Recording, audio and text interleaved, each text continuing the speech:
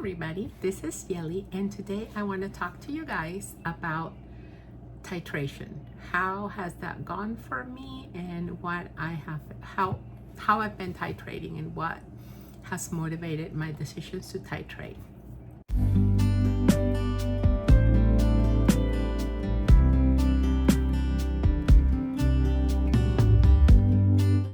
So first, I want to start with a disclaimer.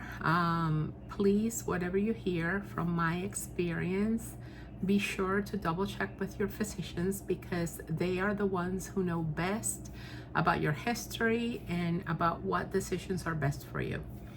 I am not a medical professional, and I do not pretend to give any type of medical advice.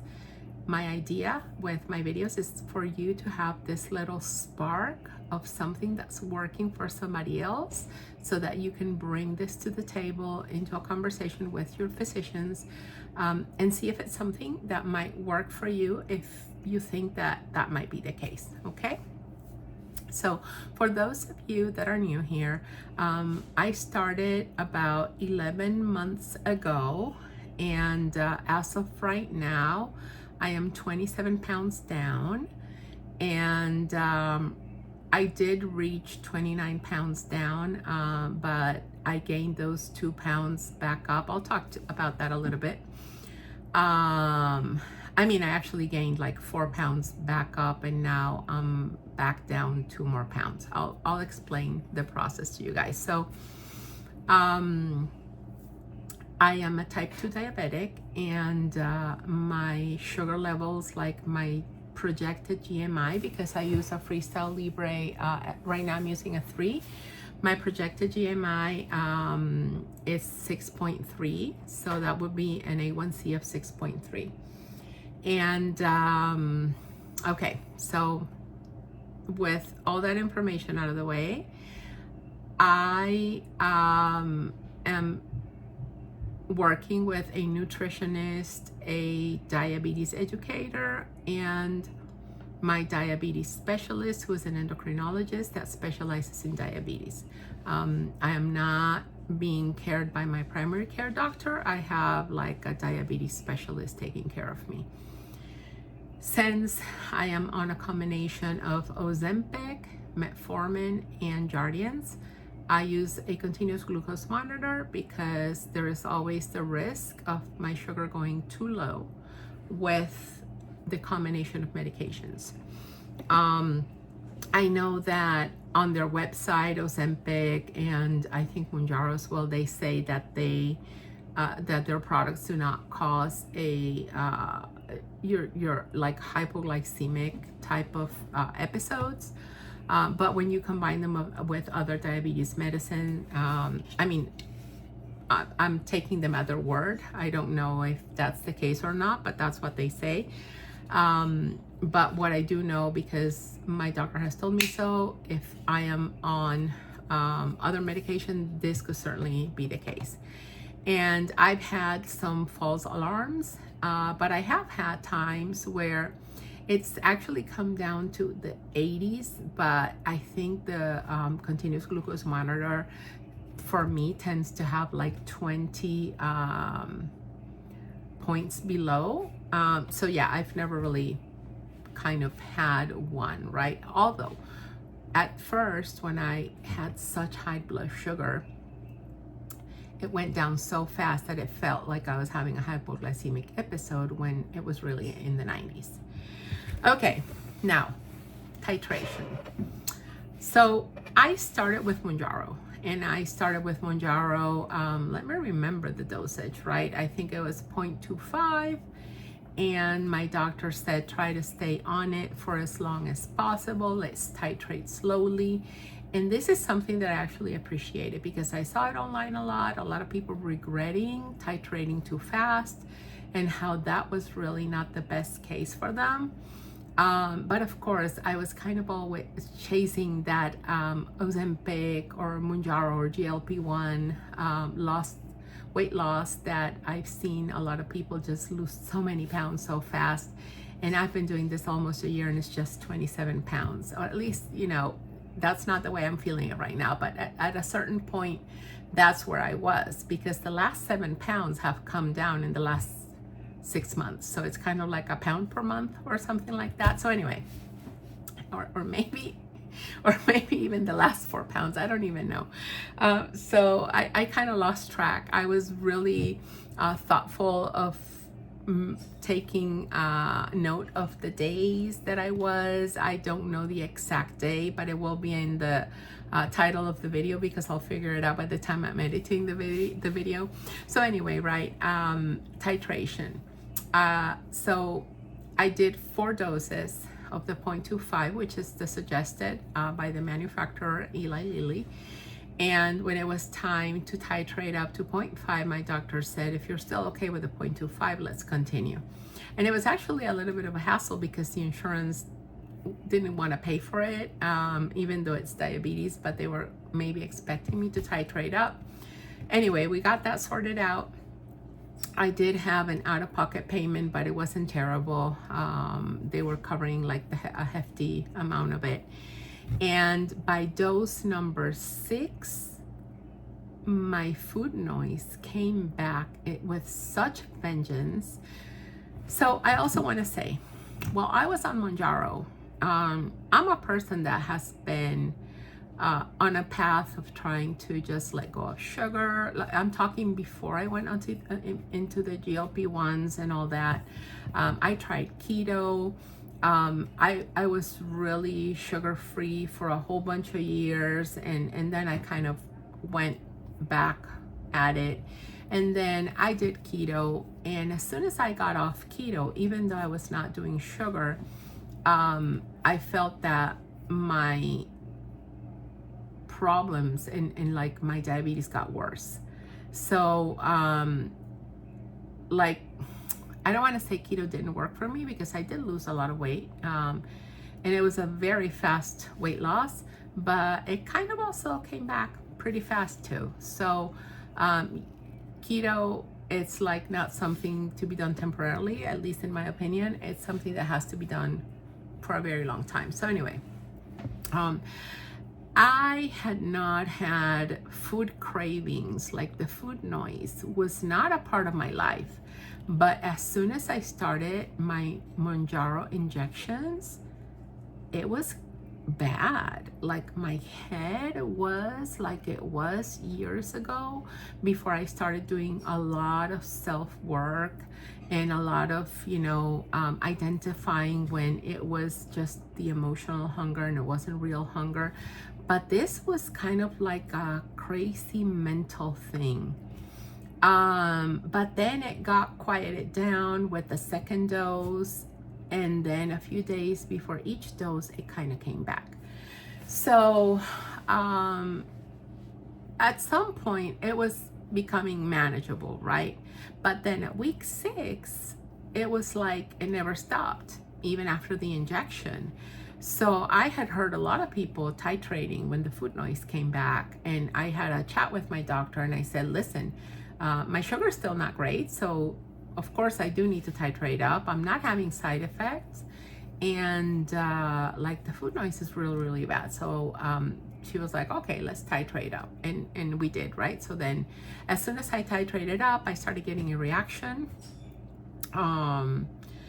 And my allergist and my endocrinologist said, stop it. And actually, every time I go to her consult, she's like, after you, a lot of people have had that reaction. And the suggestion that she got from Eli Lilly was to either titrate down or stop it for a bit and then start it again. However, she switched me to Ozempic. Okay, so I was in 0.5 Mounjaro, and the equivalent of 0.5 Mounjaro to Ozempic, I think, is 1 milligram of Ozempic. Don't quote me on this, because I'm going off my memory, which is not great. So, however, I started in 0.25 Ozempic. That was hard. But I do want to say that as soon as I got off Mounjaro, with that little bit of Mounjaro that I still had in my system, in the 0.25 Ozempic, my food noise got a lot better. once Mounjaro completely went out of the picture and I was only on Ozempic, kind of like, you know, by week 2 or 3, I wasn't having food noise. I was getting hungry, but I did not have the food noise. Like that constant thinking of food and kind of like being in the addiction mentality, it was not there.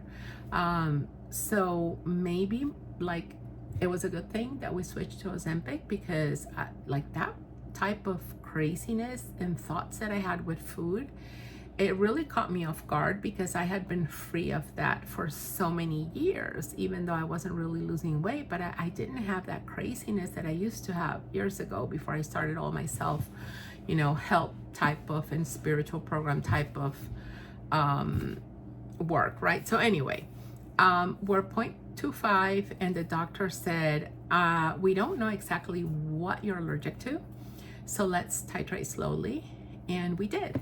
So I think by shot number 6 or 7 of 0.25, I told her I'm not having any type of side effects. My sugar is really going up, because it did go back up, right? I was on 0.5 Mounjaro. So my sugar started going back up, and I was like, man, you know, I really need to do something about this. I do want to say that Mounjaro was managing my sugar levels very well. It was the food noise part and the reaction that I had, like a red splotch on the site of injection. It was very itchy, very raised, and it was something very hard for me to live with. If you've gotten it and you can live with it, I mean, more power to you, but I couldn't. It was really uncomfortable for me. And even after 2 months off Mounjaro, it was still itching and I was still scratching on that area, and I was still using my cortisone-based creams and everything that my doctor prescribed for me, but it was still itchy, right? So that was just really hard for me to live through. So anyway, I mean, live with, so I stopped, and that's why I switched to Ozempic. So then we titrate, right? And the doctor did say, let's just titrate. And that's what we did. So I went on 0.5, and it felt so much better. However, by that time I had talked to my diabetes educator, and she said, ask about Jardians, and we added Jardians to the mix, and that really helped a lot. So I was now on metformin, Ozempic, and Jardians. And I was on 0.5, I think, for about 12 weeks. I'm kind of guesstimating, but I think it was for about 12 weeks. I stopped titrating based on food noise. I don't think, in my opinion, I don't think that's a good way to measure titration, because at some point I'm going to be on the max level of medicine, and I need to control the fact that I get hungry, the fact that I have certain cravings sometimes, in a way that is sustainable, and it's not just dealt with by titrating up. Okay, so I made that decision that that was not going to be my factor to titrate up. My blood sugar was going to be, and my weight sometimes kind of felt like I was motivated to titrate up because I wasn't losing any more weight, but I was really taking it one day at a time and asking, like I was asking God, like, you know, show me if this is what's right for me, because I you know, you hear a lot on the internet about what other people do and what works for them, but I wasn't sure if it was right for me. And sometimes I could have the conversation with my doctor, but since I had already been so many weeks on this dose, she was open for me to titrate. So I didn't want to just bring forth the question unless it was really the right move for me. So when I talked to her about titrating up to 1 milligram, she said, okay, a lot of people have issues, and she's just wonderful, and she helped me figure out a dosage where I was going to do 0.75 for 4 weeks, and then I was going to start with the 1 milligram. And that was actually 8 weeks in 0.75. And then I started the 1 milligram. And I don't know how many weeks I was in 1 milligram, but that was actually up till last week. And right now we are talking almost a full year, right, of doing this. So I was a whole bunch of weeks in 1 milligram. So how have I made the decision to titrate? Yes, of course, like it's a combination of factors. I'm not gonna say it's not based on food chatter, but it's definitely not the leading factor. And I've learned ways to manage my food chatter without having to just depend on titration for it. So when I started realizing that my sugar was not getting any better and that any little thing was putting me way back in high numbers, the first thing that I did was, well, let me check what I'm eating. Let me really journal for 1 full week, what I'm eating, how I'm eating, what's going on. And if this is reasonable and I'm within the carb limits that my nutritionist gave me, and still my sugar is kind of like going up more than it should, then maybe it is time to ask to titrate. And I know I have diabetes. A lot of people don't have diabetes, right? So it's harder to know when to titrate. But I would say journaling helped me a lot to learn how to listen to my body when I didn't know how to. Then I learned how to many years ago. And when I started these meds, I started journaling again because this was like a new way of learning to listen to my body. However, since I already kind of had that training a little bit, it wasn't that hard.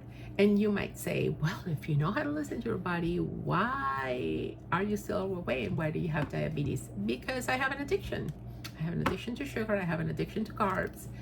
And the fact that I know doesn't mean that that's what I'm doing. And I do have to say that these medicines do help me a lot with that. They help me manage the addiction so very well, to the point where I had never ever been a person that could just try a little piece of something and let it go. And I can definitely do that right now. I try not to indulge in such things because it's not good for my blood sugar, but I can definitely just try a little bit of something and be like, I'm done. I don't need to eat the whole piece, the whole cake. I don't need to eat another piece, and 5 minutes later another, and 5 minutes later another, and I don't need to eat until I see the bottom of it, right? So that is definitely a help that I get with these medicines. And even when I am bordering titration, I still get this help. But like I said, there's a lot that goes on with it as well. And I think for me, meditation and doing my Reiki sessions is crucial to help me also kind of calm my mind down and just listen to my body and be like, okay, what is my body looking for? What do I need? What do I want?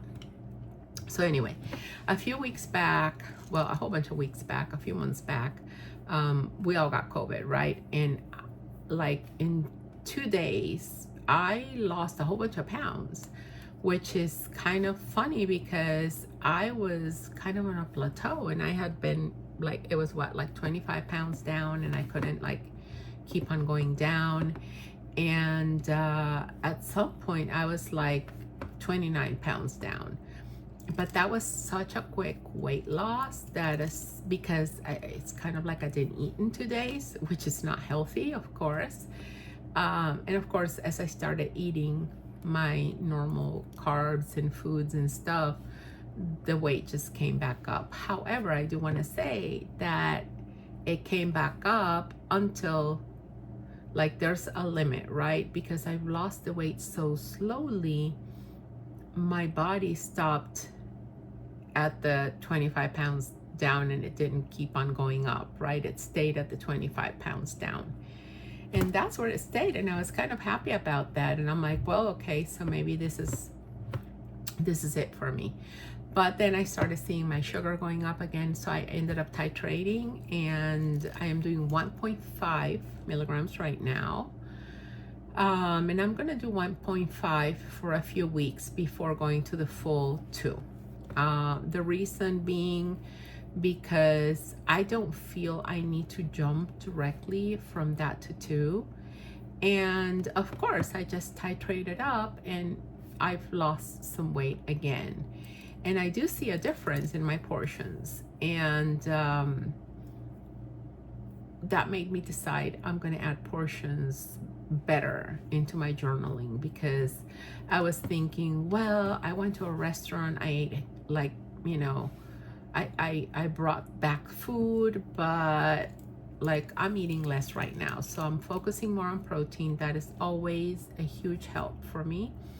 When I plateau, like focusing on protein is very important, and it helps me kind of get things rolling back into either losing weight or at least not gaining. So more protein is always the way to go for me, especially being concerned with weight, and especially because with these meds, if I'm not eating that much, I better eat protein. So just to give you an example, right? I went to a restaurant and I was given a loaded baked potato, a house salad, and it was 2, 4, 6, like a half slab of ribs. I think that was like 8.